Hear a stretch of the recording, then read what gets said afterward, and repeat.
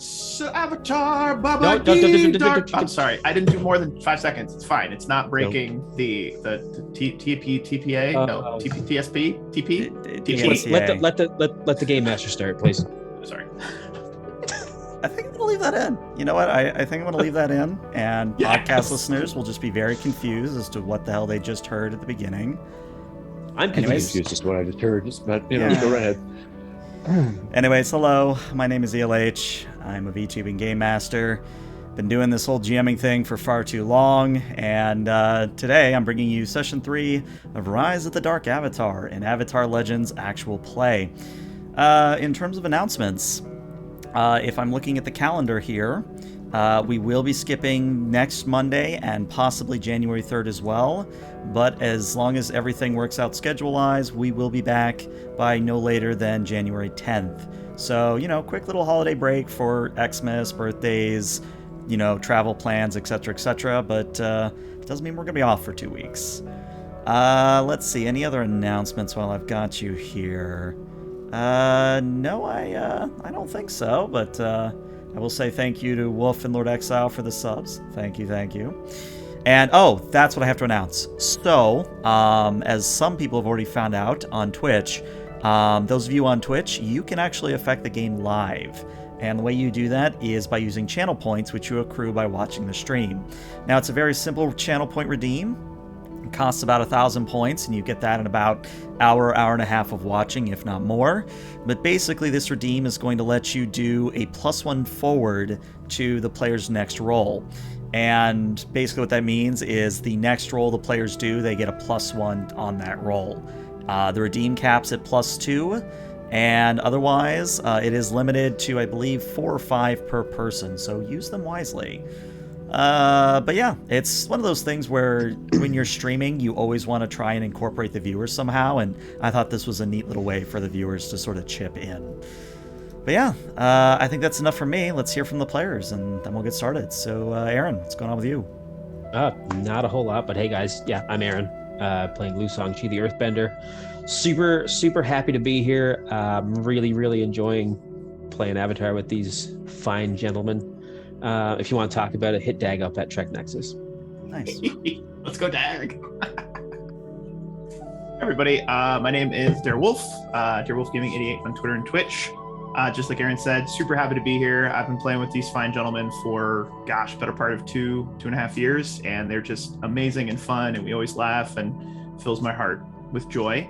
Small little shout out, if it's okay, LEH, I'm going to be running my first ever live stream 5th edition game starting on January 8th at 8 p.m. Eastern. I've got 5 amazing role players. We're going to be running through the starter box, Lost Mines of Palandivar. I probably just said it wrong because it's a hard word. But special thanks to ELH for helping me with the overlay, because I don't know how to make overlays, but guys are friggin' G. So I'm done talking. Thanks. After that tender, warm-hearted expression of your fidelity to this group and the people involved in it, I don't know how I can follow it up, Wolf, other than saying it's reciprocated. It's been my pleasure to play with these people. My name is Matthew. I am playing Amarok, a female waterbender who hails from Republic City and is a member of a clandestine criminal cartel. Very nice. Now, with that said, let's have Benno take it away with the opening narration. Take it away, Benno. Water, air, fire, earth. Mastery of all 4 elements has always been associated with the ability to bring balance to the world. But Avatar Aang has passed away, and the new Avatar has yet to be found. In this transitional era of rapid progress and technological wonder, the world must come to rely on a new force to maintain the balance between humanity and spirits, between light and dark, yin and yang. Rava's followers would tell you that this new dark avatar should be locked away without question. Yet as a certain wise man will tell you, light and dark cannot exist without one another. There is light in the darkness, and darkness in light. Can the dark avatar truly keep the balance? Only time will tell.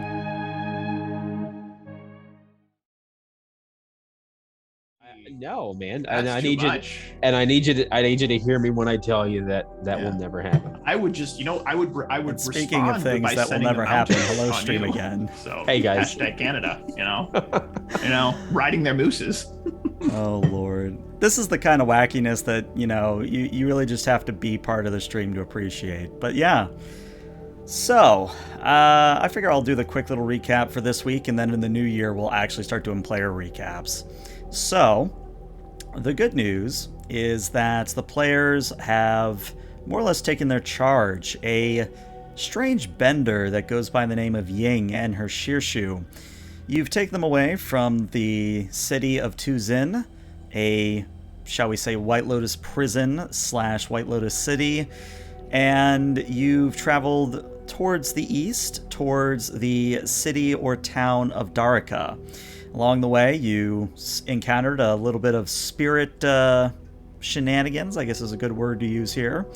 And you also learned that apparently there are some not so great elements in the White Lotus using a anti-venom for bending suppression, mostly in the past on Ying.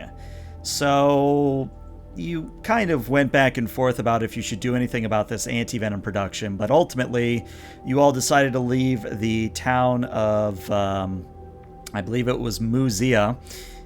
You decided to leave Muzia intact and continue on your way to Darika. So the way we're going to open up tonight is we're going to have you all cresting over a hill, and in the distance on a downslope against the river that feeds into the ocean is the town of Darika. Now Darika itself is a Earth Kingdom classic, and what I mean by that is it has slanted roofs, it's got overhangs, and sort of like temple-like design touches. There's a little bit of modernity here, a little bit of modern feel with black tops of the roof. There's some white sidings, there's verandas, and there's multiple windows. Some of them are wooden, some of them are stone, and in general, all of these houses are centered around this wide avenue or road in the middle of it. And every so often, if you look carefully from the distance, you can see that some of these buildings have miniature gardens, either attached to the building themselves or on the roofs on the same buildings. Now, the other thing I would say is that there are a few ships that are docked with the river that, again, feeds into the ocean. And interestingly, the river here in Darika doesn't feed in just one direction. It's a very interesting thing where on the westernmost side of the river, it flows towards the ocean, but on the eastern side of the river, it flows to the north. So it's a little bit different than usual. There's something interesting going on there. But that's what you guys see as you sort of crest the hill, and I'm going to let you guys take it from there. Oh, time of day? We'll say it's about mid-morning, maybe about 9, 10 in the morning.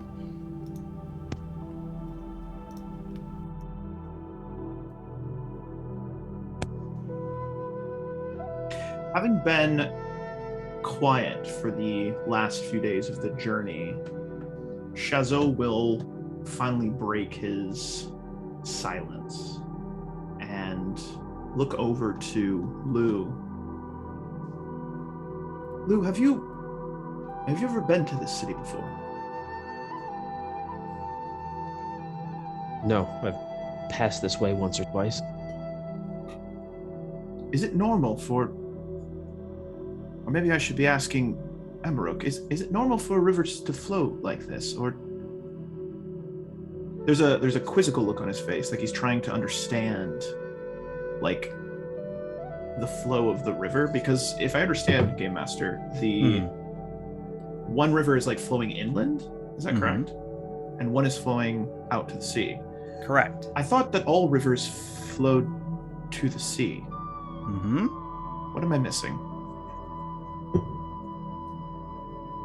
I don't actually know. And Amarok is going to start unhooking her pack from her back, plop it onto the ground, and begin rummaging him out in it, muttering to herself about the oddity of this strange water table that seems to be in operation here.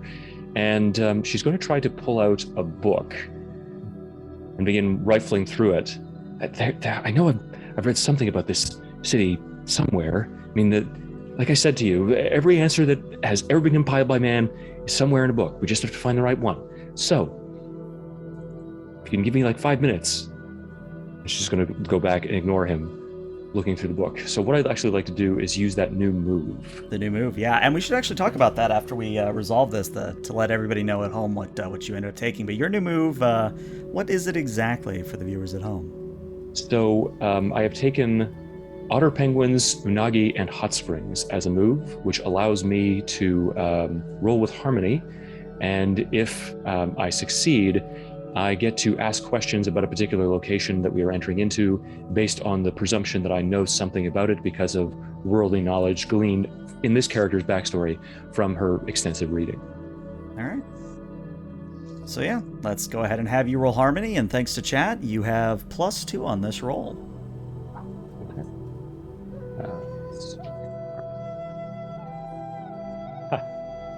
Sorry, chat. Oh wow, wait. Hold on, is your Harmony... Oh, because it still says -1. My Harmony is -1. Right, but did you... I guess even with the plus... Oh, I see what happened. Okay, yeah, so you literally rolled Snake Eyes is what happened. Okay. Yes. So yeah, unfortunately, I think what you're going to do, if I remember how this works correctly, what were you expecting to find? I was expecting, from the vague recollection that I have of the books that I've read, to find that there is an unusual sand phenomenon due to the bizarre flow of water. And this site is known for its sand falls. So there's this strange confluence of water, like in a quicksand formation, that is a sort of natural wonder of the Earth Kingdom. Gotcha. Well, what I'm going to tell you then is you actually, when you find something in your book and you confirm it visually, apparently this town, Darika, is pretty close to the spirit world, or so your book says. And it's said that spirits supposedly influence the way the water flows. Well, and she's just going to close up the book harshly. From what I can tell, this is another instance of spiritual infiltration of the world, just like the strange fires that were being set in Musea. Shazo will turn back to our third compatriot, to Ying, and is just going to give her a very long, not suspicious, but narrow-eyed stare, as though he's waiting for her to say something. And I think Ying on the back of her shoe is just going to kind of look down and go, I mean, doesn't look like the spirits are doing anything wrong. I just think it's a weird river. I mean, should we be really concerned about it? Shazo crosses his arms. One spirit could be coincidence, but two spirits along our journey, that speaks of something more. Well, maybe that's probably nothing. And he's going to keep moving along. Maybe that's why Pai Mei wanted me to come here. Wanted us to come here. Something going on with the spirits, perhaps. Well, there's no time like the present. Let's get to town. I'm hungry. He's already halfway down the road. Think they have sandwiches there? Man, I hope so. Tell Jose to sniff for sandwiches. Amarok is just going to turn over to Lu Shangxi. Considering that this is probably the most logical place for us to go, should we just be racing down there without disguises or something like that? What if the White Lotus has already beaten us here? Good question. But I don't think it's up to us anymore. And he's going to be looking down at Shazo, who is at this point sprinting down the hill towards the town. And some possum, and some others, and some donkey rat, and that. Maybe they even have I've never had donkey cheese. rat. That sounds nice. Bit gamey, probably. Donkey rat. I'm just trying to imagine what a donkey rat looks like. Hey Lou, do the Earthbenders know how to make goat bear cheese?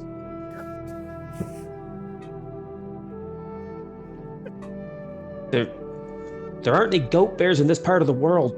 Could be. You don't know that. You said you only passed through here. Don't stifle my creativity or hope. And I mean, they could be imported, right? That'd be a good business to set up here.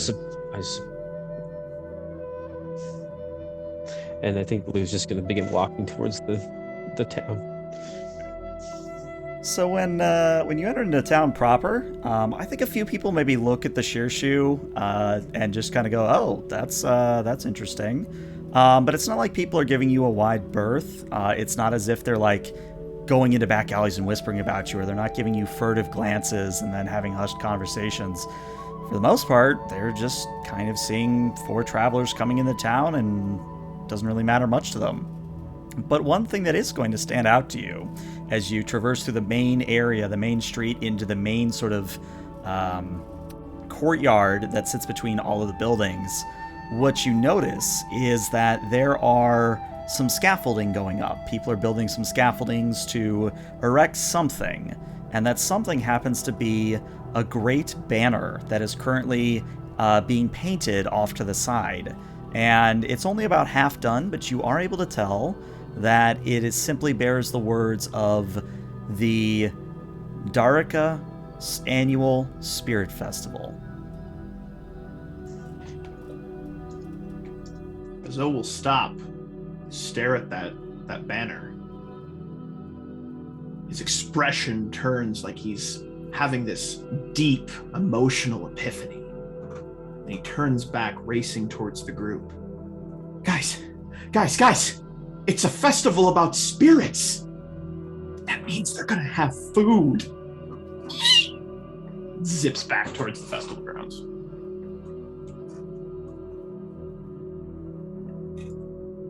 And I think Ying looks at the others and goes, Do we stop him, or do we just let him... I don't know that it's really possible to stop him. Fair. I've heard that sometimes it's more effective to hide in plain sight than to attempt to be surreptitious. So perhaps this is a tactic? I doubt it, but it's possible. Oh my god, guys, they do have goat bear cheese! It's And brilliant. it's fresh! I mean, you become so exuberant and so effusive in your joy That they think you it just can't sort of, possibly be you. No, what fool would ever do that? Comically large-sized platter of this kind of like deep yellowish looking cheese with these like kind of like lighter yellow swirls in it, and he's just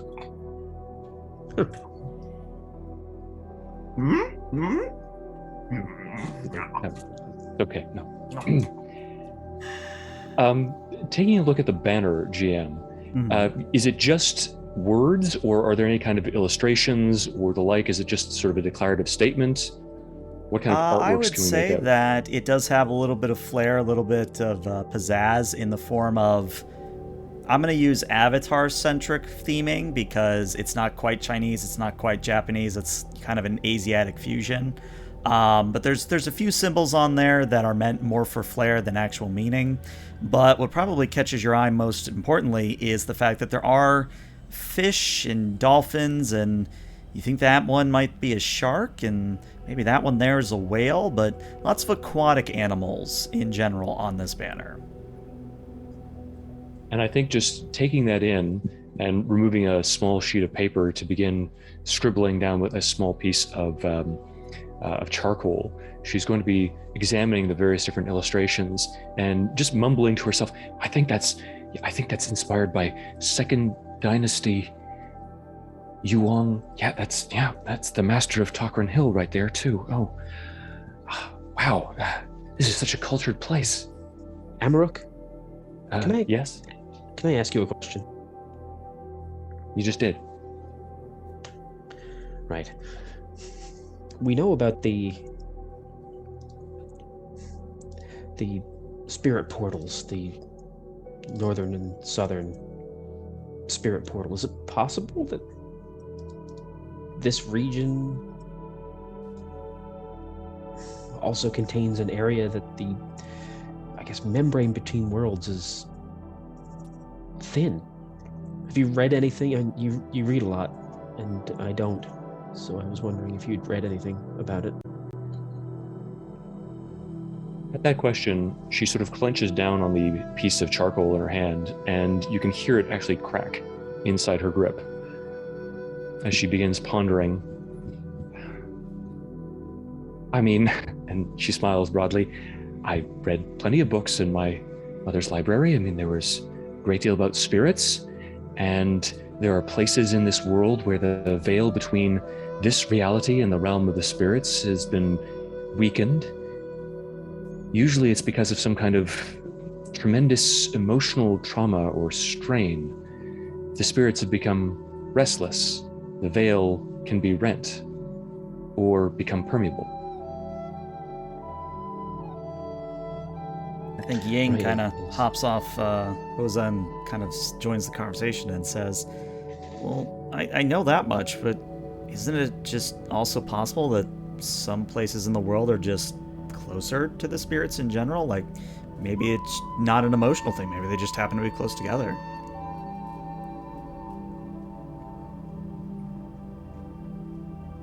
Ability.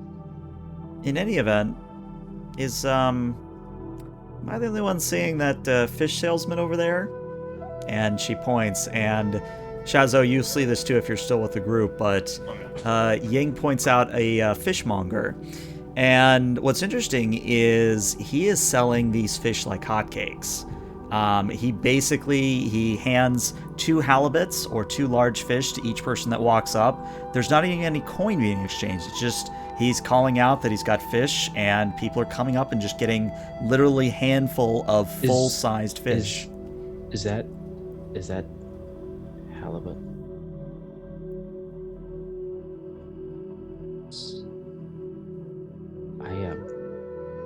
I have to go, and Lou will walk straight up to the fishmonger, and just emphatically motion for halibut. And gentleman looks you up and down. We'll say that he's basically the fish salesman equivalent of the cabbage salesman. And he kind of looks you up and down and says, "Ah, you're new in town, aren't you?" Yes, I suppose. Ah, then you'll be needing these for the celebration later. And he gives you 2 red salmon that are about the size of almost half a meter. Like, this is a sizable fish. That's a big fishy. These are. What do I need these for? Well, of course, the halibut slapping contest. You do know about the halibut slapping contest, right? Halibut slap. What? Well, your weapons are your fish, and you slap each other silly. It probably had a meaning long ago, but these days it's just kind of a festival thing. You don't eat them? Well, if they survive the fight, I suppose you could eat them, but usually they kind of just get minced up. Survive the fight? Are they alive? I can't. No. I won't. I'm not going to bludgeon somebody to death with a. Well, I'm not going to bludgeon somebody to death. Period. But I'm certainly not going to do it with a living creature. No, the fish are dead. They're dead, and you're not fighting to the death. You're just knocking them out of a ring. Oh, I can do that. And just sort of leans in and what if I'm an earthbender? What if you're an earth? Well, you're not supposed to bend. That's kind of the whole point. Is that the fish are the great equalizer. If all you can use is the fish and not your bending, then kind of levels the playing field. Quite though. Do I use both of these? Your choice if you want to use one or two. Though if you want to use one, I have to get you like a swordfish because that's bigger. With a comically large sound, like just a mouthful of cheese, like struggling to speak. Correct, eat them fish afterward. Yeah, he says if the fish, I guess if they don't get smashed to bits, then yeah, we can eat them. Yeah. What you're telling me is that I get a free fish? Yeah, free fish. I mean, he gave me 2. Shazo lunges for a fish. You want 2 or 1? Just one. Just one? Gives you a big old swordfish. Cradles it next to his cheese. I'll be in my bunk. He doesn't. I think Amarok, looking over at the two fish that Lu Shangxi is now holding, one in each hand, dual wielding, is just going to sort of lean into them, say, this reminds me of the great capital city of the north, where once we had two fish, embodiments of the yin and the yang, a reflection of perfect balance. I think this cultural ritual may be some kind of derivative of that reality, the spiritual duality of all things in balance, all things being equal, reflected in the conflict between two people and two fish. Or maybe it's just fun to slap people with fish. Well, that just sucks the actual fun of all the historical meaning and the philosophical weight out of this entire affair. I would like to slap Amarok with a fish. All right. Amarok, do you want to get hit by a fish? You want him to actually roll for it? Yeah, I'll take that. Let's do that. Okay. You get slapped with a fish. Comically large-sized grin on Shazo's face. Doesn't really hurt. It's one of those things where unless he went really like home run style, you just got slapped by a fish. You're just like, what? You just slapped me with a fish. Lifting up the fish? Maybe. And how does that tie into your story about the yin and yang and balance and symbolic? What's it? Brings the fish back around, hitting the other side. That was balanced. To be fair, and Amarok is just going to reach out to one of the fish in Lu Shangxi's hand, yank it out of his hand, and say, well, you see, there is a duality of elements as well, fire and water. They must also come into balance, which means quiet you. And she's just going to start chasing after him with the fish. And I think off. And I think like just a comically like fade to black scene would be like that sort of like big dust trail as they just sort of, you can't see their legs moving, like it's just so like just, exactly. And, they're literally just chasing each other. And then Lou behind them telling them to save it for the ring. So what I'm going to say is we'll skip forward maybe a couple minutes or however long it takes you to get the yakety sax vibe out of your system. But when you eventually come to a stop, you do realize that as you see around you, the town is being transformed into a festival square. By now, banners are going up, painted lanterns are going up, stalls and vendors are kind of wheeling into the main square, setting up their stalls and things of that nature. And in general, there's even a bit of live music. So kind of, I don't remember what the music's specifically called, but there's a little bit of drums, a few stringed instruments, and in general, it starts by the time, noon rolls around. It's kind of going not quite full swing, but it's a happening festival. You all are sort of mingling with the crowd. You all are sort of enjoying the sights, sounds, and smells. And above all of it, I think, Amarok, we're going to pick on you for a moment. As you're walking along with the others, you feel a tug on your right sleeve coming from behind you. We'll sort of start and turn to observe who might be seeking her attention. And what you see is an air nomad. And I say air nomad specifically because they are wearing the stereotypical orange and yellow robes. They do not have the airbender tattoos, but they are dressed in typical air nomad garb. And this woman, by the looks of her, kind of smiles back at you very warmly and says, I wanted to actually chip in earlier. I hope you don't mind. I don't want to call it eavesdropping, but you were rather loud with your friend earlier when you were discussing the balance of yin and yang and the purpose of the fish fighting. You were actually very close. It is something where initially the fish were feasted upon as a symbol of taking in the spirits into ourselves and finding balance. And somehow over the years it devolved into slapping each other with fish. That does seem to be a bit of a denigration of the marvelously symbolic union between the spirits of the animals and ourselves, but sorry, may I ask you your name? My name is introduced. Nashi. Oh, Amarok. Nice to meet you, Amarok. Now, tell me, and she kind of looks you a little bit closer, you wouldn't happen to be related to a Varnus, would you? Breathes in slowly and nods once. Now add a character to make sure we're on the same page. To my knowledge, Varnus isn't your brother. Varnus is someone else, unless I'm mixing up my names here. Mm-hmm.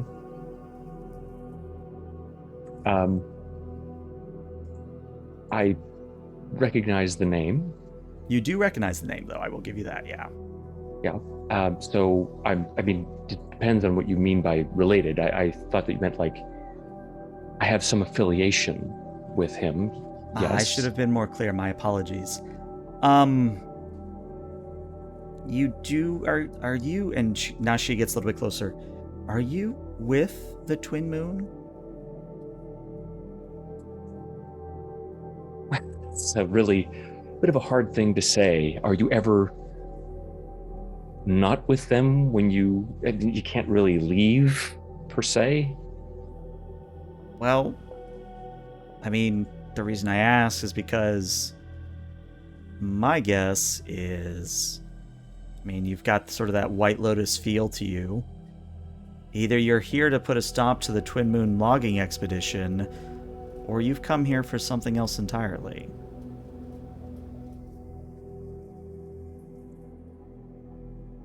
I don't want to be involved with whatever it is that you're doing. I don't want to stop it. I don't want to be a part of it. Oh, no, you misunderstand. I'm not asking you to join the Twin Moon. I am simply a third-party observer in all of this.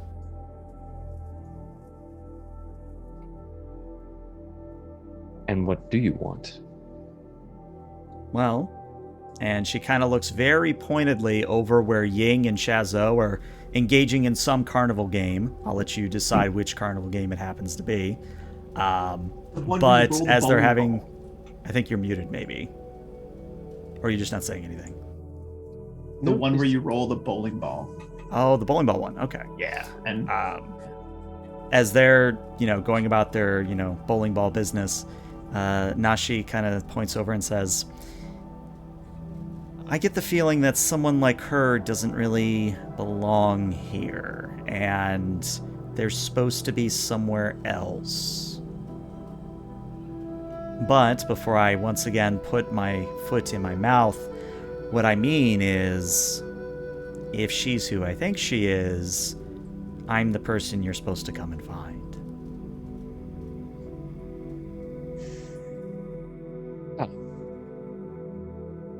Well, would you give me a minute to collect the people that you probably should actually be talking to? If it's concerning Ying, then, I mean, do you want to talk with her? If you believe it's an appropriate time to do so, yes. She does look like she's having fun, though. I question her methods. It looks like she's letting Shazo hustle her. Yeah, he would do that. I mean, he just hit me upside the head with a fish without even any warning. That's the behavior of a scoundrel. Well, I'll be here. I'll be seated at this bench over here, if you wish to bring them over. Right. It was a pleasure making your acquaintance, and thank you so much for telling me more about the history of the city's illustrious traditions involving the spirits. That's highly educational. Well, I'm glad I could be of service, if nothing else. Then, just sort of deflating slightly, Amarok is going to wander over to the others as they're playing their game involving a quasi-bowling ball. So yeah, Shazo, I'm going to let you define a little bit here. how badly are you hustling Ying at this point? Like, how much are you basically showing her up? So, counterpoint, Mm-hmm. I'm actually getting hustled by the carnival folk, and I'm Well, I thought frustrated. that was implied. I mean, they're carnival games. Okay. You're always getting hustled. Excellent. So as Amarok walks up, you hear Shazo having an argument with the carnival person, and he's, "You cake-cutting, carnival-running son of a... This game is rigged. It is rigged, and you are... Hold me back. Somebody hold me back." And Ying just very comically puts a very faint hand on your shoulder, not even pulling you back, just like, "Oh yeah, he's dangerous. He'll do it. He'll do it." You're lucky my friend's here, because if she wasn't, he'll pay. And the game operator just kind of laughs and says, "No, I think your luck hasn't really come into port. I mean, I think maybe if you gave it another try, I mean, you almost had it that last time." Fine, I'll go again. Hands him more coins. All right, let's do a test your luck here. Let's do a test your luck and see how you do. All right. What do I roll? What am I doing? So as a reminder, test your luck is going, or push your luck should be a passion here, and you do get a +1 from chat. And you get a full hit. So yeah, sure enough, either the carnival operator isn't cheating you anymore, or you actually do it. I'm gonna let you call. So here's what happens. Shazo is going to heat the ball on the bottom. He like touches it from the bottom so that it becomes slightly malleable.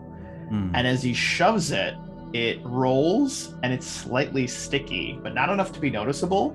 So that as it rolls up to the hill, it almost stops and then rolls just over and lands right in that little area where it's supposed to and doesn't go too far. So, and then he goes, "Ha! I want the big fluffy white bear goat right there. That one." That one? Sure. Here you go. And when you say big, I mean this thing is comically big. Yeah, like you almost are having to like two hands waddle step how big this thing is. Really excited. And I think Ying kind of looks and goes, Are you gonna just carry that around the entire time?" Yes. Okay. Oh, Amarok.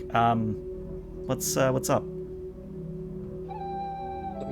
Well, it looks like all of you have been having fun. And she just sort of stares over at Shazo for a moment. But I think I've met the person that we came here to see. How do you know? Well, because she told me that she was the person that we came here to see. That was a bit of a clue. Seems suspicious. Likely story. I mean, where is she? she's that air nomad standing over there. Do I still see her off in the distance, or? I mean, you'd have to kind of look between the crowd as it moves, but yeah, you can basically catch a glimpse of her now and again. I mean, did any of us really know why we were coming here and what we were looking for? It was just sort of like this amorphous idea of you'd kind of know it when you saw it, or you'd know what to do when you got there. I think at that, Lou will walk away from towards the person on the bench. So yeah, in that instance, as you walk up to the air nomad, she rises and greets you in typical Earthbender fashion, actually. You know, kind of with the two fists together with the slight head bow, and says, you must be an Earthbender. I can tell by the way you move. Correct. I understand that you're with Amarok and the others. Is that correct? And he'll just nod. Very good. Then, and she gets a little bit closer for this and lowers her voice. Is it true that you have a badge? And out of character, I think it's time we discussed what you took for your advancement. Yes. So, Lu Songshi has a badge of authority. On top of being a member of the White Lotus, he is actually a member of the Earth Kingdom's secret police, the Dai Li. And yeah, he'll produce his token or badge of office. Just show it briefly before it goes back into the folds of his robes. Very good, very good. Well then, Mr. I didn't quite get your name. My name is Lu Songshi. Well, Lu Songshi, you may wish to look into the Twin Moon logging problem. It might cause a problem if it continues. I wasn't aware they operated here. Well, they didn't up until a few months ago.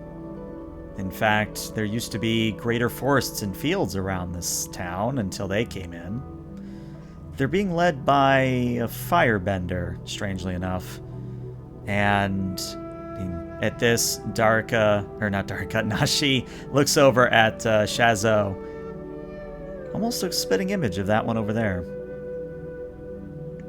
Shazo just playing with his giant bear, showing it to Amarok. He's like, I imagine perhaps with slightly less of the infantile cavorting. I can't say for sure, but my instincts tell me yes. Well, I'll look into it, but I have a pressing engagement to see to first. My companion Amarok said that you are the person that we are supposed to meet. If so, you'll know who sent us and why. She gets a little bit closer, gets a little bit quieter. Has she bent 2 or more elements yet? Yes. Then she needs to learn as much as she can from the Earth Air Temple, or the Eastern Air Temple. I can take you there, but first, I really do think you should take in the sights and enjoy the festival before it is ruined. And I think he'll reach into his robes and pull the Black Lotus tile out of the one that Master Paimei gave us, and place it in her palm. And with her other hand, does. she pulls out a matching one and puts it in your palm.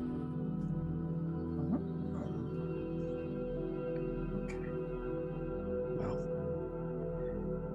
perhaps a small distraction before we head to the Eastern Air Temple. But I think that I'll look into this Twin Moons logging operation. Well, when you are ready, I am staying at this inn on the southern side of town, nearest to the beach. Simply contact me there, and I would be happy to escort you to the Eastern Air Temple. Huh. Is it really called the Red Herring? I mean, Oh, you know what? I'd never considered what the words actually meant until you pointed it out. It really is called the Red Herring, yes. And it is an actual inn and not some elaborate joke? No, as far as I can tell, it's just an inn. Do they perhaps have any rooms available? I believe they have one, if you wish to accommodate yourselves. I think it might be best to have a base of operations while we reconnoiter this festival. Well, if you'll... Tell you what, I'll do you a service. I'll go ahead and book the room for you. Oh, and he'll sort of clench his fists in front of his chest, incline his head, saying, thank you. Of course. And she leans back and stops whispering and just gives you a wink. All right, well, go have fun with your friends, Lu Songshi. I'll be waiting. And she disappears off into the crowd. And he'll turn and amble back over. And just for flavor, I like to imagine at this point, Ying is kind of debating with Amarok and Shazo the merits of carrying around a giant plushie. So at this point, Ying kind of mid-conversation goes in and says, I mean, I guess we can strap it to our sheer shoe and she can carry it around, but are we really going to cart this thing wherever we go? I mean, don't get me wrong. You're saying giant? This isn't even half the size of an actual bear goat. My father and I used to hunt bear goats when I was young, and let me tell you, bear goats, when they get full size, this is like a baby bear goat. So if you think this is big, you have no idea what's coming next. And really, it's more like a mascot than a plush toy, right? I mean, Hosa is a valued member of our group, right? She's not merely a mascot. This is sort of like the totem of our people, of our group, our tribe. It's like a battle standard. Yeah, that's right. Baba Pawsheep is going to be a great member of our team. You've named a plushie Baba plushie? Baba Pawsheep. I see what you did there. Lu Songshi, do you have anything to... I'm at a loss for words. Well, I could say that we don't have to cart that thing around if we don't want to. We can leave it in our hotel room.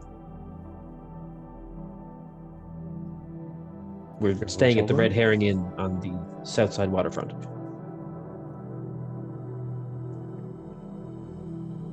Wait, you got us a room? Yes. Nice. Also, I know what our next destination is. We have to take Ying to the Eastern Air Temple. Why? And he'll just sort of... Oh, because of the bending stuff. Right. Oh, I mean... Right. Ying, do you want to go to the air temple? And Shazo turns to Ying and asks if she wants to go. You know, that's and a good Ying question. kind of puts a hand to her throat and kind of strokes it nervously.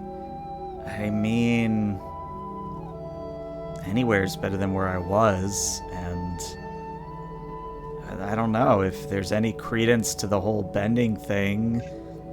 I guess air is the next relevant step. And stepping forward, placing the plushie into Amarok's hands, just whoop.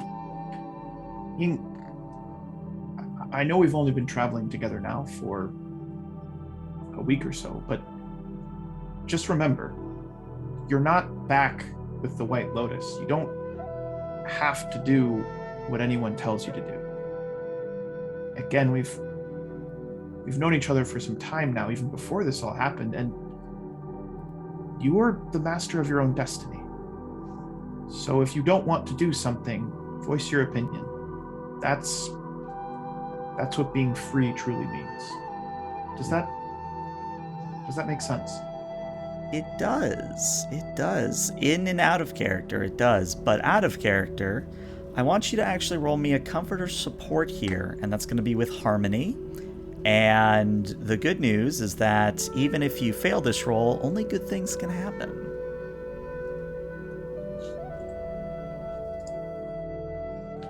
That's a hit. That's a hit. So I'm going to say that she's actually going to clear one of her conditions. So let's see.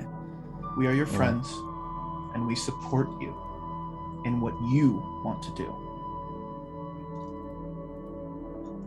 And I think she's going to sort of take that to heart for a moment, and her previous insecure attitude, and insecure being the condition that she's getting rid of, she's simply going to straighten up a little bit, stand a little taller, and say, you know, you're right. I mean, this is I should do this. I want to do this, and I'm making this decision on my own. This is something we're doing together. Good. I've never seen an air temple before. I'm really excited. Give me my plushie. Right. And actually, as you take the plushie, you're going to hate me for this, Wolf, but let me do it. A burst of fire toasts the head right off of the plushie, and you all turn aghast or angry. And you see, Shazo, you see someone that's going to make you even angrier. His face, just the tears, like the comical anime tears, just yeah. But since we've only seen Shazo, what does Shazi, your brother, look like? A little bit older, but very similar features, minus the burn scar on his face. And whereas Shazo walks around with this air of, silliness and gregariousness, and similar to the way that Lou described it, almost like a childlike wonderment, Shazi walks with unbridled confidence bordering arrogance. Wherever he goes, he gives the impression like he belongs there, and that where he is belongs to him. And yeah, all four of you turn to see that immediately. Oh, he does look like Shazo. Yeah, it's the same bone structure around the cheeks. Shazo, are you okay? Still absorbed in the plushie for a moment, Shazo finally turns to see his brother, and there is a mixture of sadness and rage that crosses his face at the same time. The tone of his face, the color of his face, becomes darker and darker and darker, becoming flush red. And his body, you start to see steam starting to rise from it. And he attempts to mouth words, but nothing comes out. And he just stands there, fire-eyed, staring at his twin. Shazi just sort of smiles and kind of wears the smarmy smirk that you just want to punch right off of him, and he goes, still at a loss for words, brother, all these years apart, and you still don't know what to say to me. You framed me for the murder of our father.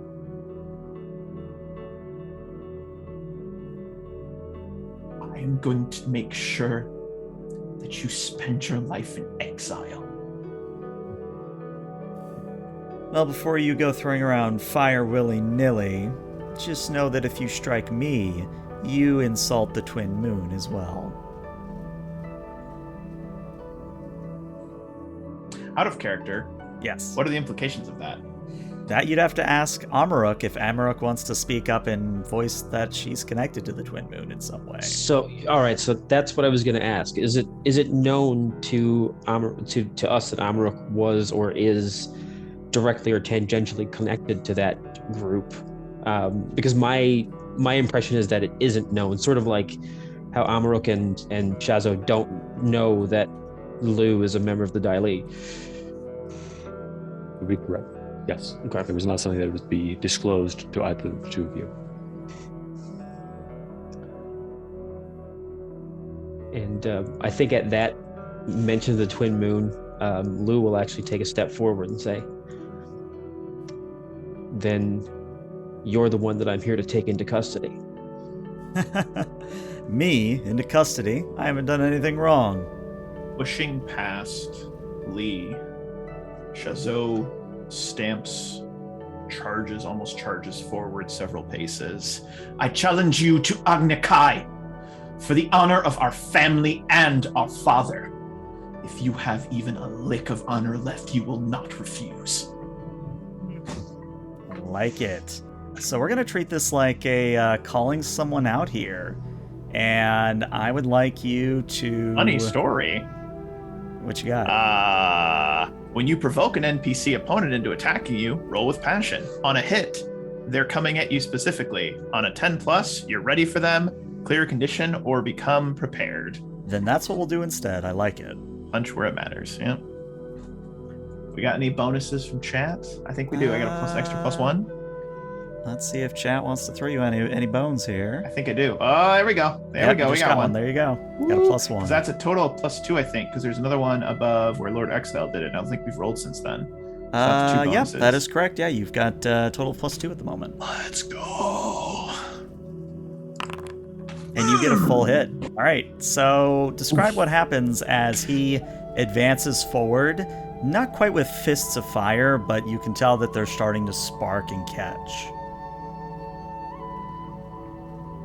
So I'm describing myself, or No, this or is my brother? Shazi walking up to you as if to attack you. Because again, you did just provoke them. So he is, as he is approaching me, he's approaching with, again, that unbridled arrogance. He's not. It appears as though he's not taking this seriously, because you're getting the impression that he doesn't respect his twin, even though he looks older. They're twins. He doesn't respect him because he doesn't think he's as capable as him. And Shazo, even in his mists of rage, you can see him slide into this wushu style pose where he's like ready to deflect, and he doesn't have any fire going yet. He's just letting him come and letting him think that the rage has overtaken him, and that he's not being intelligent about this impending Agnakai. So I'm going to say as Shazi, because you did provoke him, he is going to suddenly lunge forward, not with fire, but with kind of a outstretched hand, like kind of a neck jab.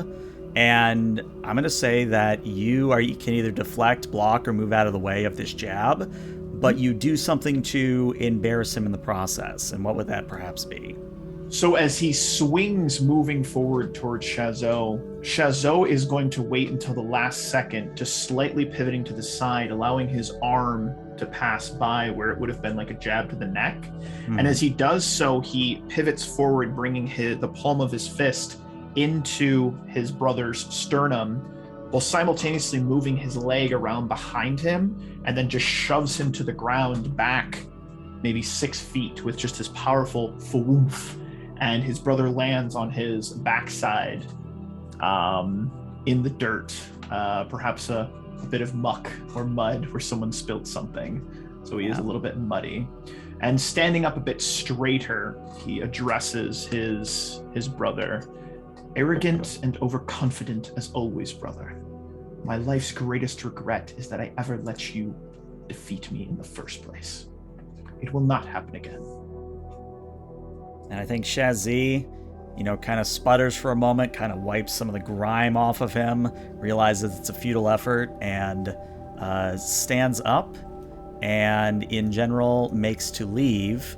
But as he's starting to pull away, he kind of looks back and yells, "You won't be seeing the last of me, brother. That can I assure you. And next time, I'm bringing some help with me."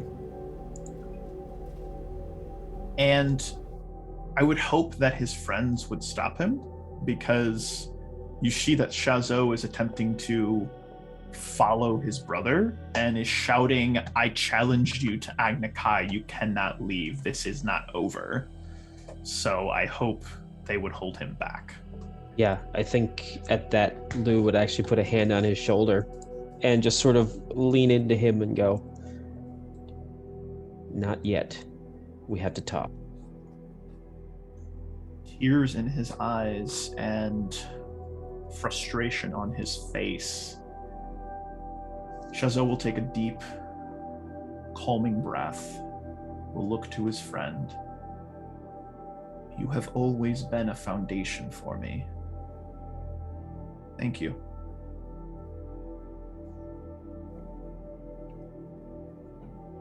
Come on. And with a last lingering glance, he will look back towards the direction his brother is walking away, and will follow his friends.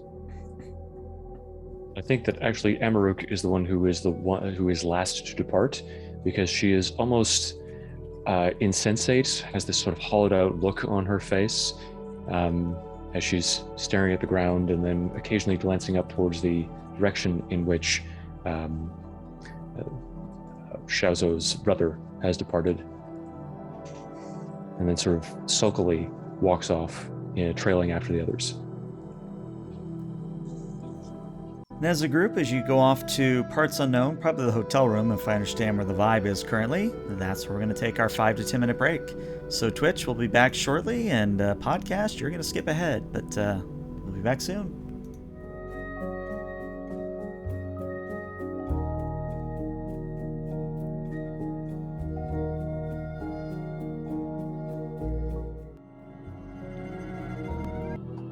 All right, and welcome back to part 2 of session 3 of Rise of the Dark Avatar. If you're just joining us, well, the players have arrived at the town of Darika. They have made contact with Nashi, a air nomad type individual that apparently is to take the gang. We need to come up with a name for you guys at some point, but to take the gang to the Eastern Air Temple after they deal with a twin moon problem. The twin moon being a notorious bending and other such gang. And apparently, Shazo's brother, Shaz, is a part of the twin moon. And right before break, we saw a quick confrontation between Shaz and Shazo that saw Shazo actually getting an upper hand for once. But in the aftermath, the gang has retreated to their hotel room to discuss matters further. Now, the hotel room is actually fairly extravagant, all things considered. It has not one, not two, but three full-sized beds, situated such that there's... Let me actually take that back. So, you've kind of got a square room. On one side, there's two beds. On the other side is the water closet or your personal bathroom, and then a space for a third bed. And you have a window that overlooks the sea, and there's kind of a constant sort of sea breeze wafting through, maybe a few duck gulls that are kind of quack chirping as, you know, in the distance. You've got that relaxing sound of the waves as well, and just the sounds of the festival wafting in from the rest of the town. But for the moment, Ying closes the door behind you all and says, all right, now here's as good a place to talk as any. What the hell's going on here?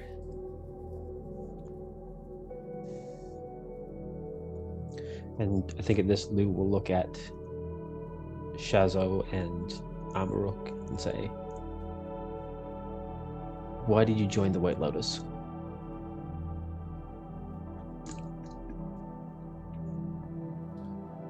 Snapping a finger, small flame appears, disappears. Snapping a finger, small flame appears, disappears. Snapping a finger, flame stays. I joined the White Lotus because I had nowhere else to go. And staring out the window, watching the ocean waves lapping at the shore, listening to the sound of the partygoers, Amarok, very subdued, is going to say,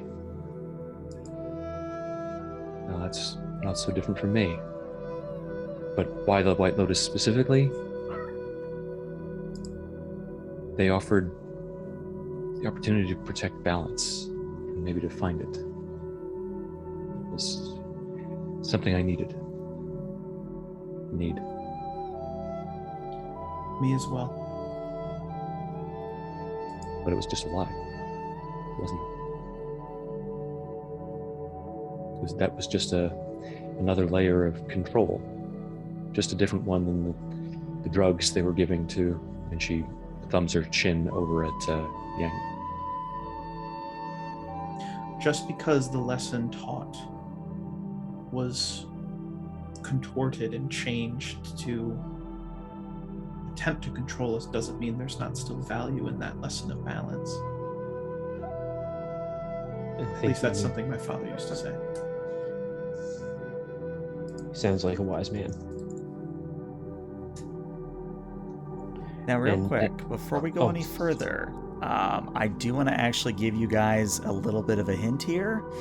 Technically, you all are comforting and supporting each other, so if one of you wants to roll a harmony here, basically what it means is anyone, if you get a full hit, or you get a hit and you can ask a question, anyone who answers a question honestly can clear a condition or 2 fatigue here. So this is a chance for you guys to clear some fatigue, clear some conditions. I think Lou should roll it because he's the one that's asking these very poignant questions. All right. That is comfort or support, so we roll with harmony for that, right? Correct. Okay. All right, here we go. All right, within 8, what that means is you can ask them any question. And anyone who answers the question honestly, again, can clear a condition or lose 2 fatigue.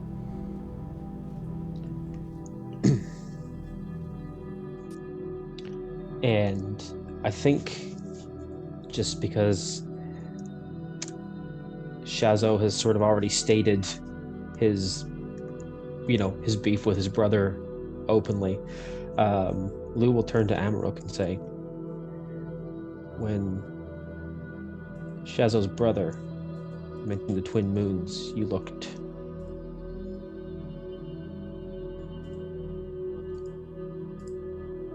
Well, I can't quite place it, but it's clear to me that it was familiar to you.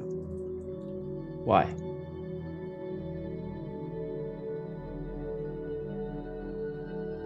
And she just smiles wistfully. The twin moons aren't... They're not all evil. Not the people and not what they stand for. They're a gang, yes, but they pursue knowledge. They store it, they seek it out, things that people would have forgotten. There's a nobility to that quest. It's a nobility that my family believes in very strongly.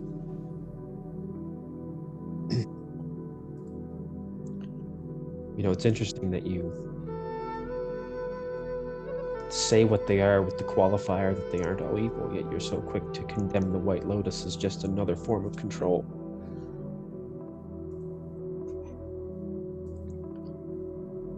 It doesn't have to be entirely evil to also be... I don't know. And Lou will nod, and he reaches into his robes, and you notice that he's maybe holding something and is clearly considering what to do next before he draws his hand from his robe and opens his palm on his lap, and you see a token of a... Now, Jim, I'm not 100% sure. Do the Daily have a sigil? I believe they do. In my research, it was one of those things where I think the main way you knew if it was a Daily person or not was actually their hat. I think was the running gag. So how about, I think if I recall correctly, they, when you saw them sort of in a formal garb, they had this gold-rimmed green disc with a sort of gold center. So can we say that's their sort of badge of office? Yeah, I think that's fair. And so he'll sort of hold that up and look at everybody and say, I joined the White Lotus because I was told to. I was ordered to make sure that the interests of the Earth Kingdom weren't opposed by the White Lotus.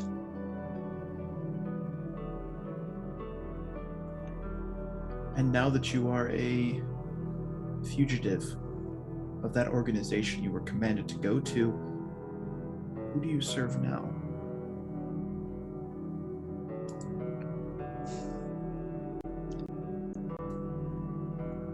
It hasn't changed. I serve my people. I serve my friends, and I serve balance. And at that, Amarok is going to start tugging a little bit uncomfortably at the matrimonial necklace that she's wearing. You can say that, but more often than not, all three of those things are in conflict. Serving your people might mean turning your back on the people that you actually love. Serving balance might mean giving up your attachments. those friends and to a nation. How can you say that you're equally committed to all of them?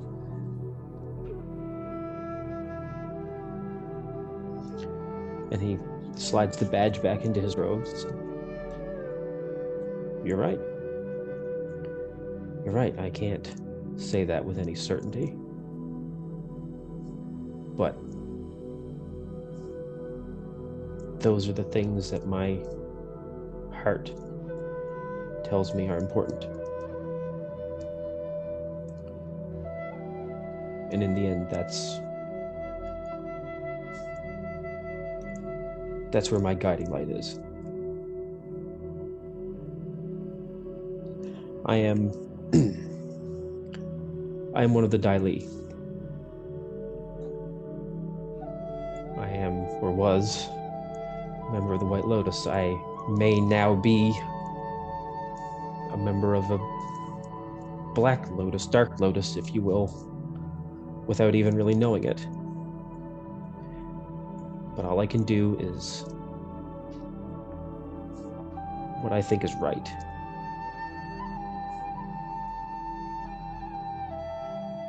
I may not know much of the politics of the inner workings of all of the nations. I have perhaps intentionally kept a blind eye to the true movings of everything, but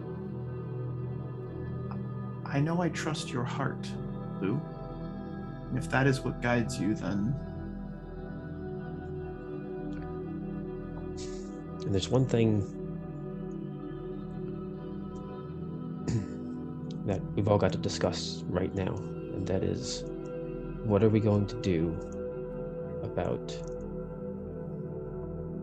Shazo's brother and his role in the Twin Moon logging operation that could one day ruin this town? And I think Ying actually speaks up at that and says, so, I think you said it earlier, Shazo, we've only been traveling together for about a week, so I don't know you all that well, but I sense a lot of pain when you look at your brother, and I want to help. So I say let's just take the fight to them. Let's go bust up their logging operation. Let's make Shaz. I don't know what you want from it at this point, but let's get whatever you need out of Shaz and take it by force. I don't see a reason to beat around the bush here. I think force or perhaps action is the way, not words. Now, out of character, what she's trying to do is she is trying to, at least for Shazo, I'm still looking at the rest of your playbooks to make sure I'm doing this right, but basically is going to be trying to shift your balance here. So, Shazo, in your case, you have a choice between care and force, and she is trying to get you to go more towards force. So, as a reminder... can I just take it? Yeah, actually, that's what I was going to say. If you want to take it, you certainly can. Dunsky. All right, so you're going to shift one over to force. Now, Lu Songshi, you've got a choice between self-reliance and trust.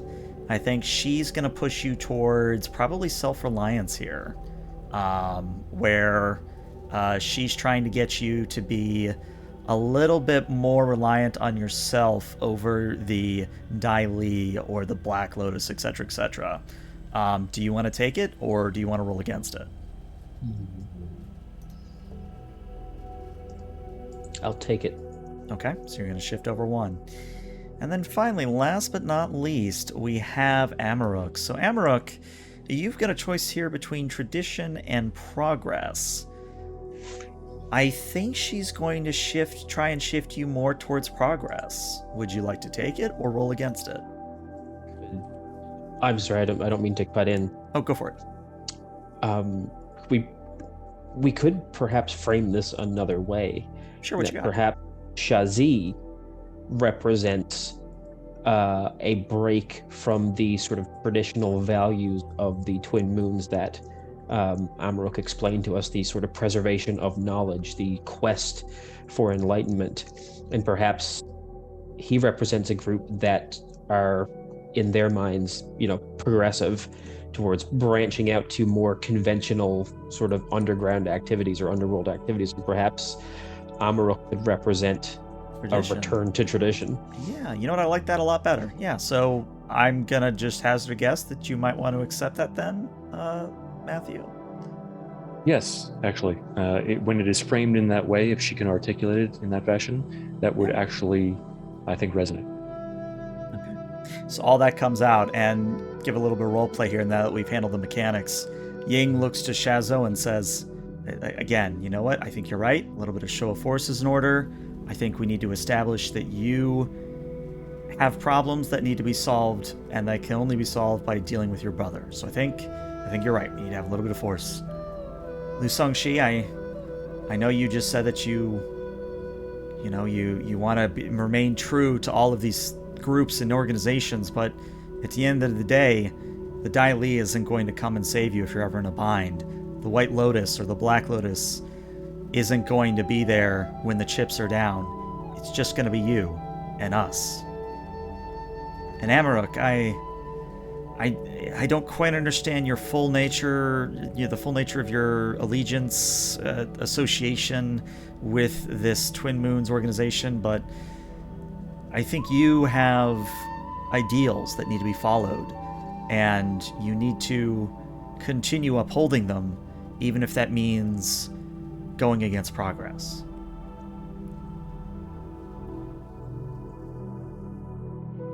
He's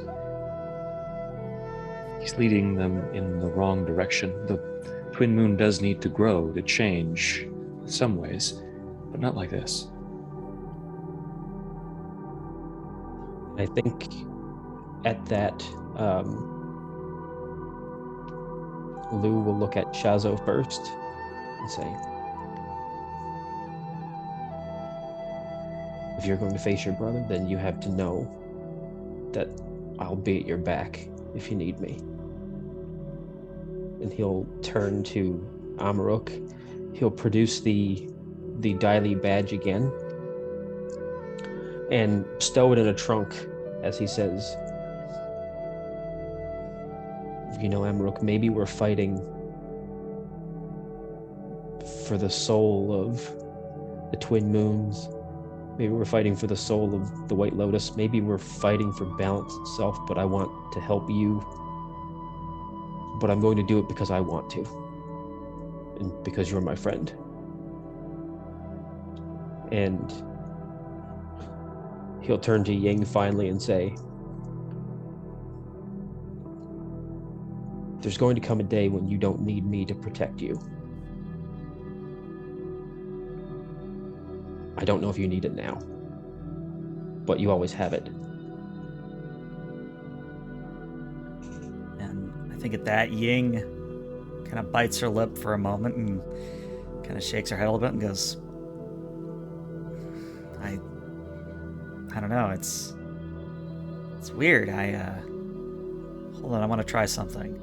And she drops to one knee, puts her hand against the floor, and gives it a small push, just a very small thrust. And just a little discus of earth pops up out of the ground. I think all I needed to do was learn to stand up for myself and realize that I'm strong because I have you all. We're all strong because we have each other. Earthbending is all about finding a place to plant your feet. Stable ground. And Ying stands up, quickly steals over the window, glances out of it, looking to the left, looking to the right. She shoots a small fireball out, then tries to pull a little bit of the water out of the ocean. Both go off without a hitch, and she says, all right, then...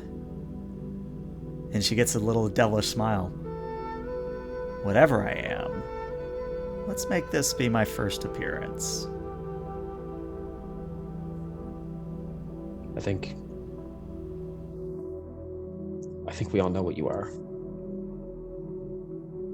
I mean, I can't be the Avatar, because the last one just died. I mean, our Avatar Aang just died, but if I'm not the Avatar, what does that make me?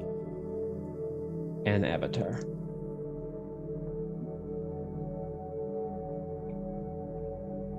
Oh, that's intense. Well then, if that's settled, I guess the question is, when do we want to go after your brother, Shazo? Do we want to do this now? Do we want to do this after the festival?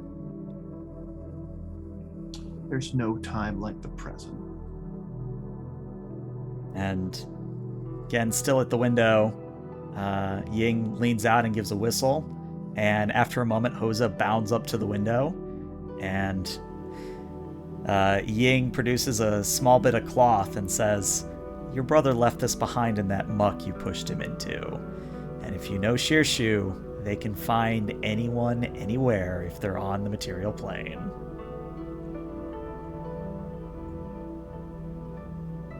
So what are you all doing? Come on, hop on. We got a fight to go to. Shazo's out the door window thing right away. Let's get weird. I think that Amarok is just going to turn over to Lu Shangxi as they sort of just walk up towards the Shirshu Hoza. Shouldn't we have some kind of plan rather than just barging right into there and going in fire fists a-flaring? I don't know. Do the Twin Moon, or does your brother do anything special? I mean, I just thought show of force would be... Shazo's already challenged him to Agnikai. He has to accept or lose face. There's no better place to do that than in front of his own people. He won't dare refuse a challenge there. Yeah, I like that. I like that. And while I'm distracting him by kicking his butt, you all can ruin the logging operation. I actually have a plan that might help with that. And she's actually going to start rummaging about in her pack and withdraw a few different items that have been sort of aggregated from the her time with the Twin Moon. And essentially, her plan is to disguise the other members of the group. So it makes it seem as if Shazo has gone off on his own, this loose cannon, abandoned his group, and is just going to engage in the Agni Kai alone, while we sort of surreptitiously infiltrate the base, the logging camp, in disguise. I like it. I like it a lot. My only question is, where do you want Ying in all of this? I'd prefer if I was able to stay close to her. So really, I mean, we can all sort of masquerade together as spectators of the Agni Kai, perhaps. Now, the only reason I ask is because she does have a special ability that if Hoza is nearby, she can do a special move. But if you're going to be sneaking around, she can't exactly bring Hoza with you. So I'll let that be your call. I like the plan of stealth. That's fun. All right. Yeah. So then, let's fast forward just probably about an hour and a half later. At this point, the sun is not quite at the horizon, but it's definitely setting. The sky is nice in oranges and reds and maybe even a little purple here and there. But the lantern lights are coming on in the town, and the town itself is almost like a glow in the distance at this point. You've kind of proceeded north into what once was a vibrant forest until you come upon the edge of the logging camp.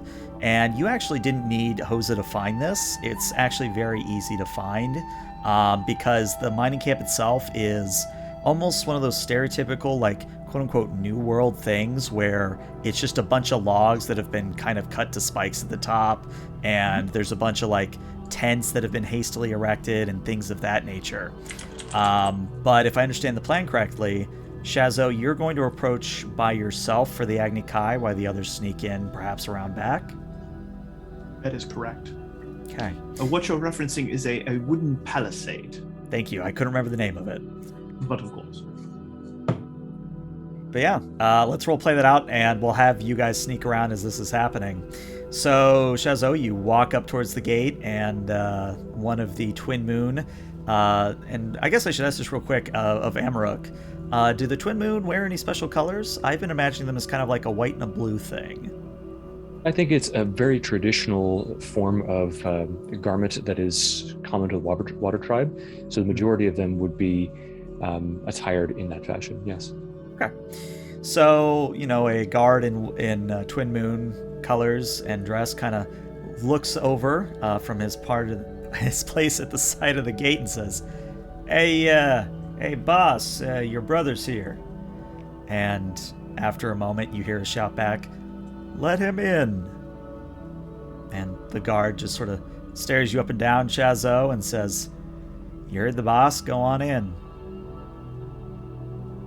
He is no boss of mine. They will stroll in. So, interestingly, even though your brother snubbed you during the festival, it looks like he's actually taking this a little bit more serious. He's actually had a space cleared for the Agni Kai. It's not quite the sort of large bending arena that we see in the shows a bunch, but it is a sizable space all the same between all the tents and the buildings that you could have a firefight, a literal firefight in.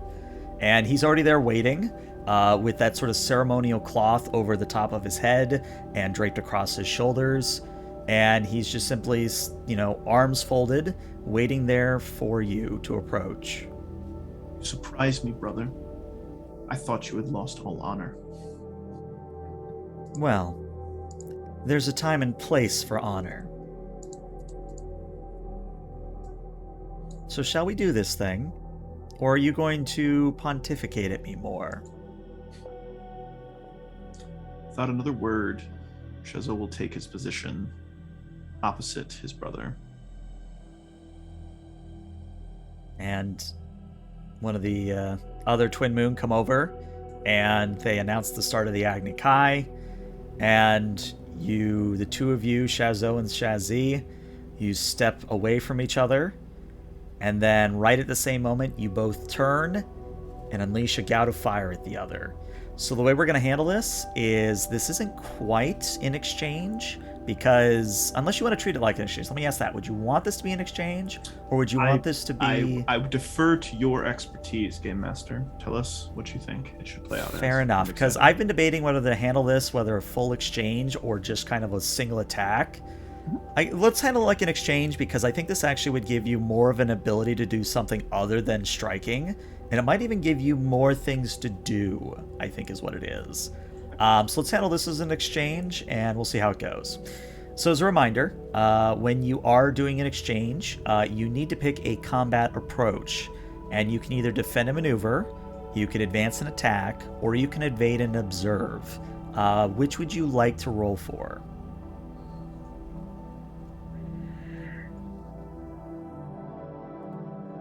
And if I'm going to roll with help, evade and observe. Okay, so actually, in that instance, if you're evading and observing, if you want to go to the combat moves map, if you're not there already, you should be able to see that you are going to immediately take off one fatigue. You're going to clear one fatigue, and you get a choice between either creativity or harmony here for your roll. Creativity, please. All right, go for it. Let's see what you get.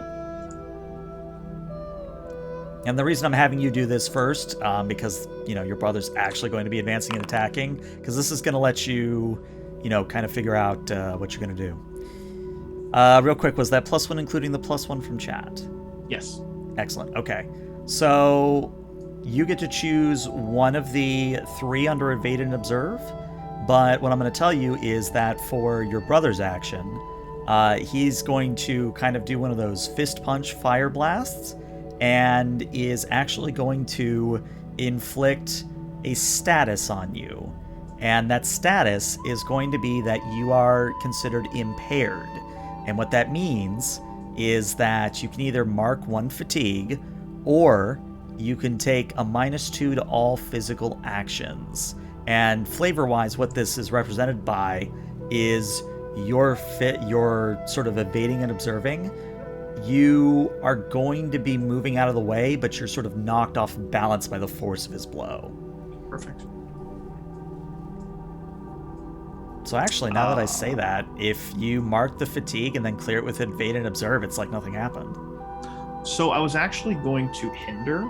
So I'd like to flavor it to where I'm allowing myself to be knocked off balance to actually give him the trapped condition. So to where he has overextended himself.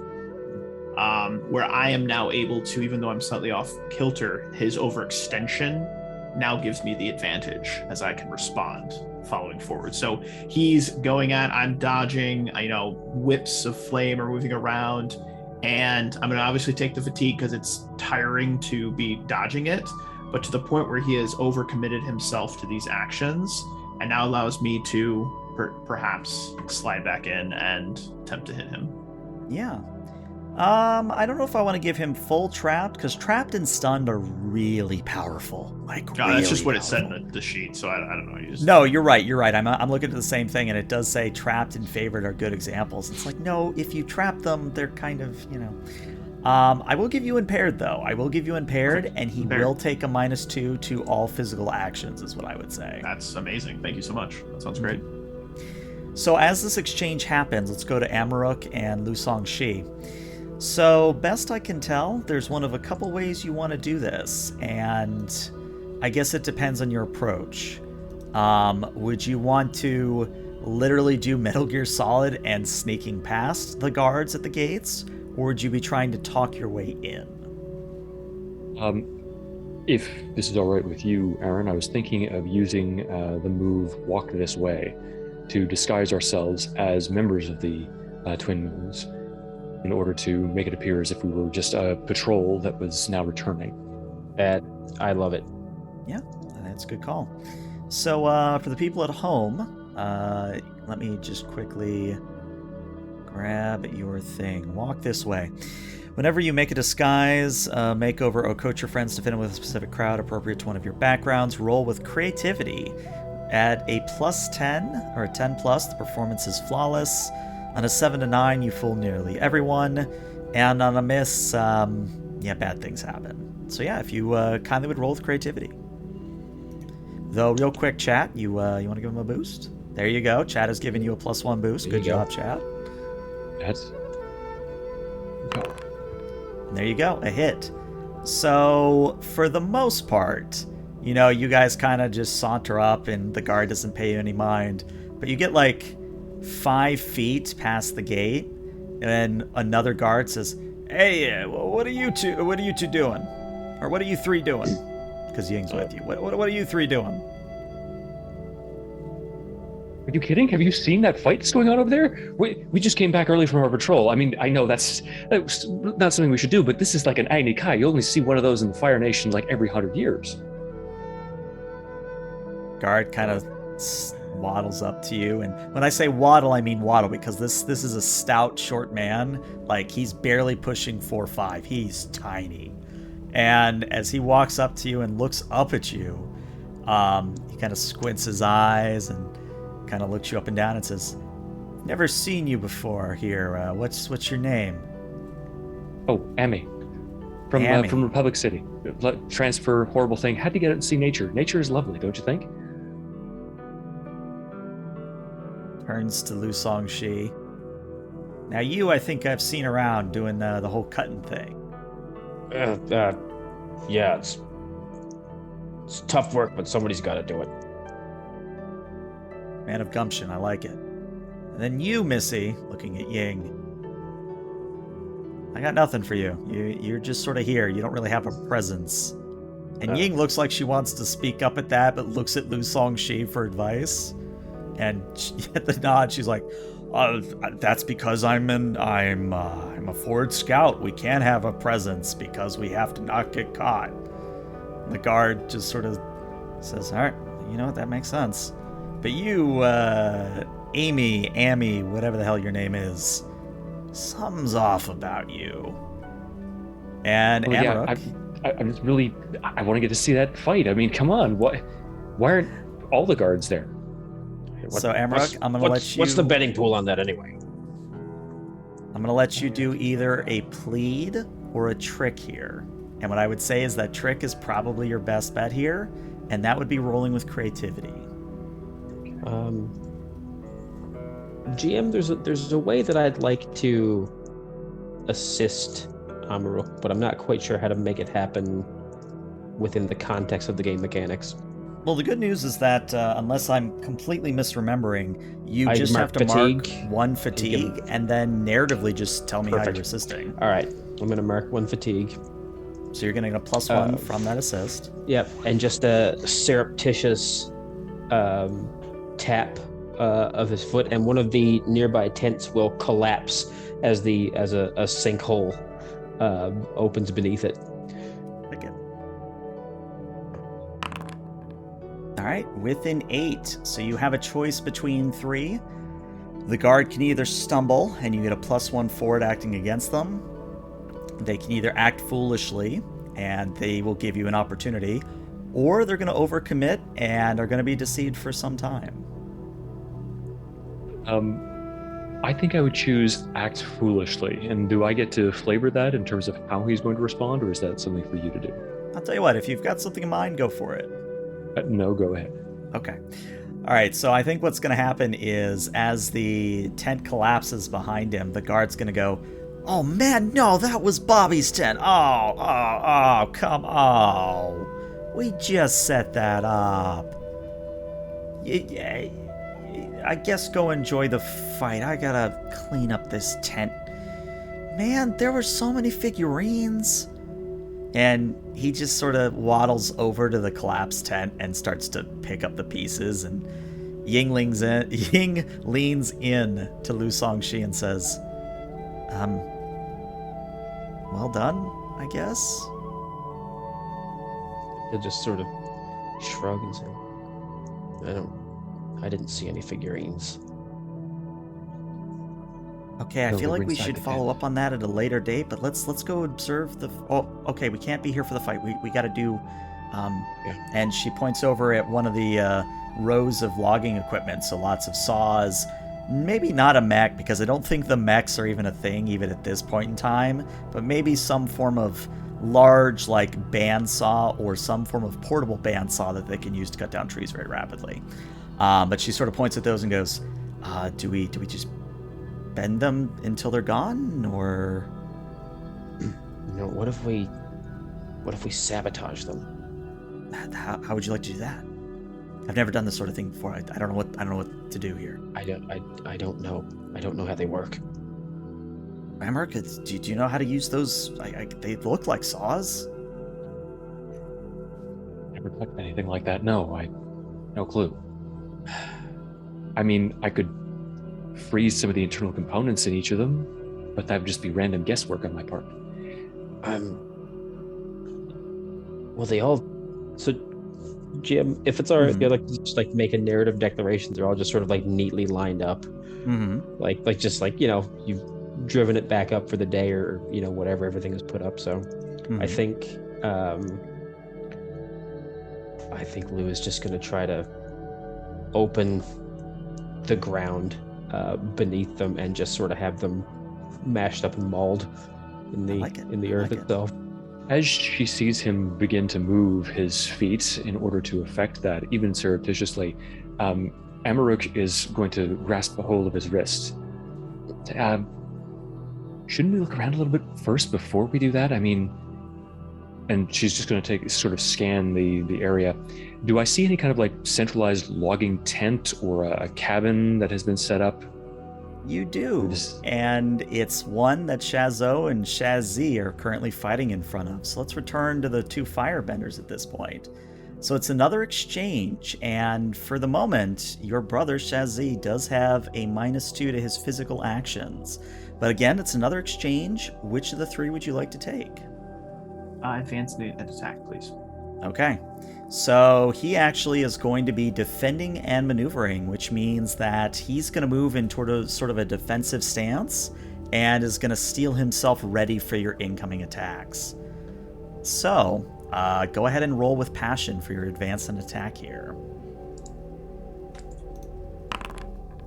Total of a 9, so you get to pick one.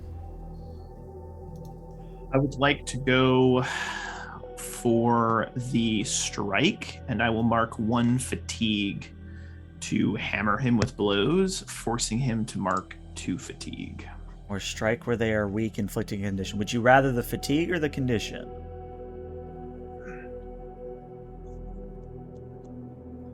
Rather the fatigue. Okay. So he's going to take a little bit more of a fatigue as you harry him with your blows, maybe doing one of those leaping sort of into the air, and you kind of do like a double fist punch as the gouts of flame, force him back and make him backstep. And it's one of those things where you do hit him, and it does look like he's taken a little bit of injury.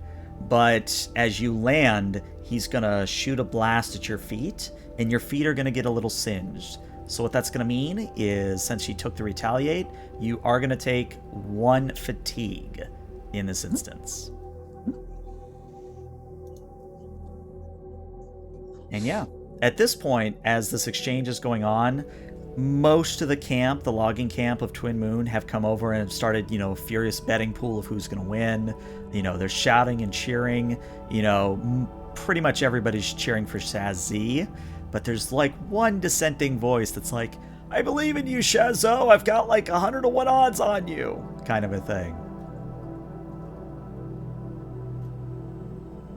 Complete, just uninterrupted focus on his brother.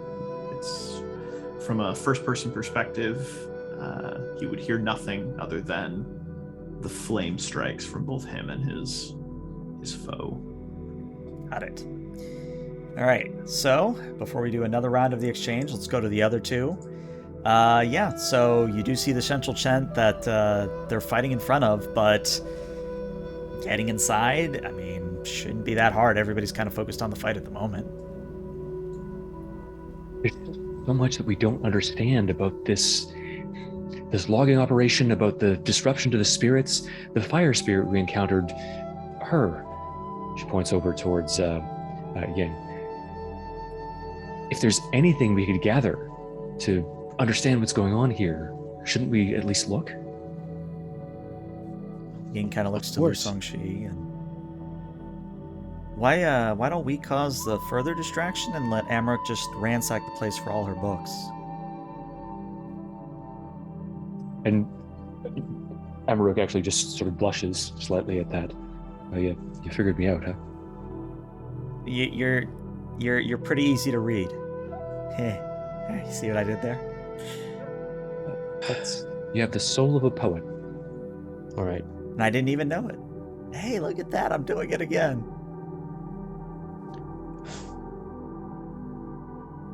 Okay, I'm gonna go over here with Lu Songxi before Amarok totally loses it.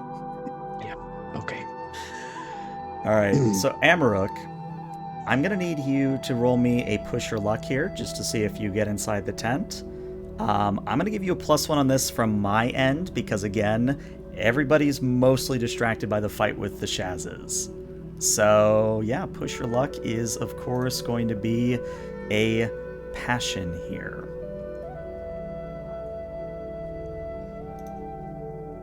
They're not going to go well for me, but okay. You got a full hit. What are you talking about? Okay. So yeah, as the book literally says, your boldness does pay off. And not only are you going to be able to get inside the main tent and secure a full bag of scrolls, logistic tomes, pretty much everything you would need to fully understand this mining operation, you also see that there is a prismatic antler that looks like it might have belonged to a moose at some point.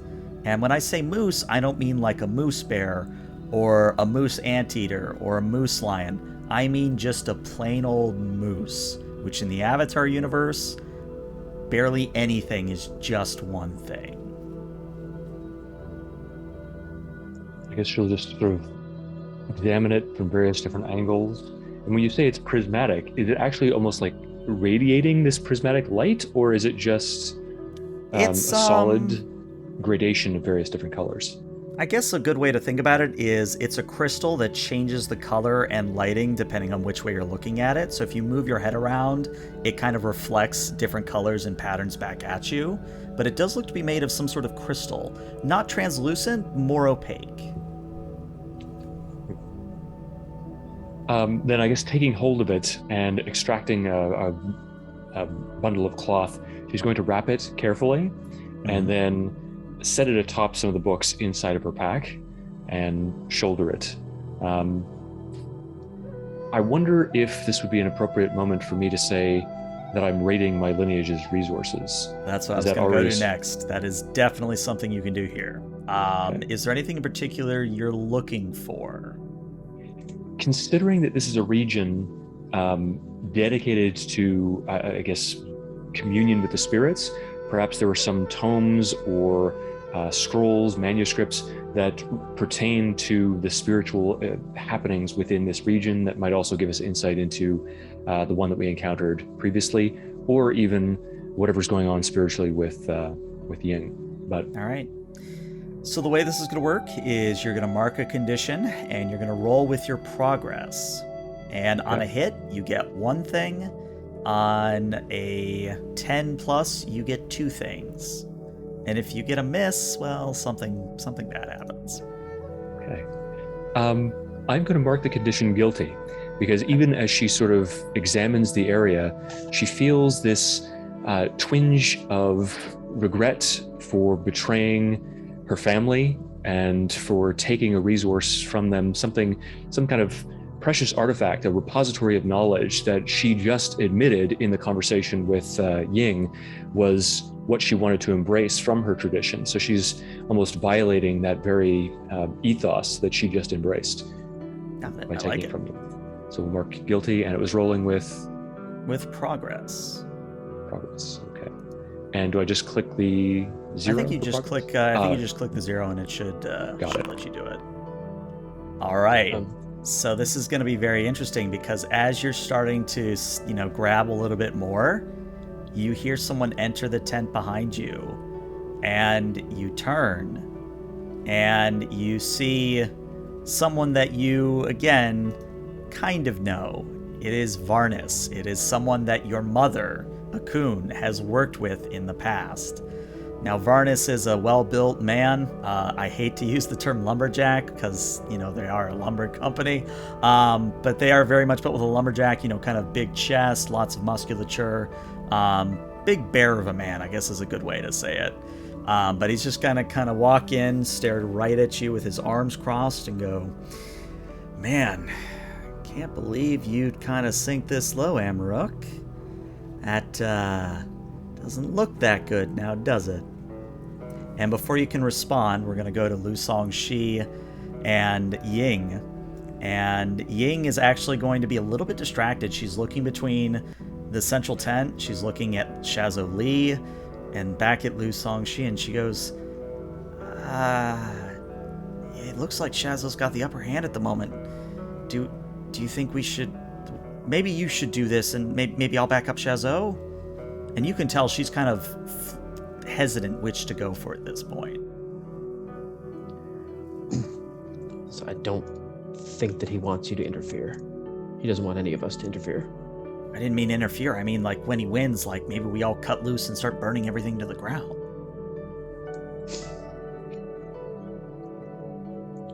I don't want to hurt people if we don't have to. I'll settle for just ruining their operation, making them leave. But it may come to that, you're right. How about this? Keep an eye on him from the crowd. And try to stay towards the back, just in case you need to get away. All right, Shazo, time for another exchange. Which of the 3 combat approaches would you like to take? I have a question, Game Master. I have an answer. Is there a way for me to have, even though I'm super focused, to have a moment of clarity, to have seen Amarok slip into the tent, and then see the other person slip in behind her? Roll me 2d6 flat, and we'll treat this like a general sort of luck thing. Like, this isn't quite... Alright, I will say you can see Amarok had gone in, but you didn't see someone follow her in. That makes a huge difference. So I'm simply going to continue to press. I'm going to advance and attack again. Okay. And that's what I'm going to do. Yeah, Yep. so you know what to do at this point. You're going to be rolling with passion here. And he's also going to advance and attack. This is kind of one of those final blow things. Hit. All right, yeah, +1 from Chad gets you a total of an 8. And yeah, which of the 3 would you like to choose? I am going to go with... Oh, don't forget, you do, as the hammer, have a very special action. Which one? I believe it is your... Let me quickly go to the hammer. It is your... Is it Overwhelm? Yeah, your Overwhelm. I can't remember what it does. Yeah, that's if what I'm being looking up here. honest. You mark 3 fatigue to inflict stunned on an engaged foe. So here's the thing. Mm-hmm. I don't have the fatigue to do that right now. But Okay. the good news is, I think I'm just going to do the strike again. Okay. And I will mark the 1 fatigue so that he Okay. has to take another 2 fatigue. So what I'm going to say then is, Shazo, you are going to win the Agni Kai, but I want you to flavor how you do it. So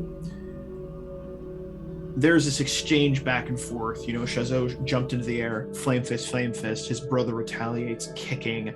It almost seems evenly matched for a great amount of time. But it is in that moment that he sees Amarok walk inside of the tent. And he thinks to himself, this is not just about me. This is not the final fight between my brother and I. And even though by game mechanics this is a win, Mm-hmm. I want this to be where he is going to nick his brother, so he does win the fight, right? Mm-hmm. But the majority of the flame goes past his brother and strikes an outcropping of like machinery, some tools, maybe a tent, and is going to set that ablaze. Mm-hmm. I like it. And as his brother maybe recoils, it's not like a knockout, just a, you know, in Agni Kai, if the first person to strike through with a flame, like a truce hit on flesh is the winner, will perhaps recoil back. And Shazo will look to his brother and say, the saddest thing about betrayal is that it never comes from your enemies. I looked up to you, and you betrayed that trust. And then he's going to turn and just flame like all of the materials, like the tools, everything, just screams now, and hopes that his friends follow along. But he's going to go hog wild. If you'll allow me to amend part of that ending, because I liked everything right up to the ending. Please. So you please get go for it. ready to go for that full, like, Yeah. 360 blast. Go for it. And that's when you hear a shout come from the tent.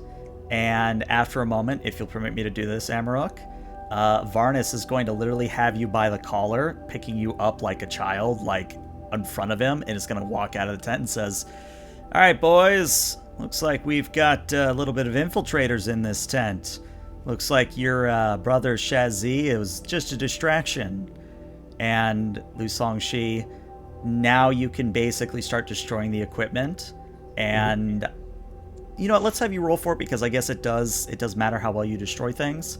But it's going to be rely on your training. Rely on my training? Mm-hmm. Okay. Which is a focus roll with here. focus, which is good. Ish. Good-ish. Here we go. All right, a 7. So it's going to happen, but it's going to happen imperfectly. Mhm. So I think what's going to happen is, and again, you don't have to accept these consequences. You could just mark the 1 fatigue if you don't like this.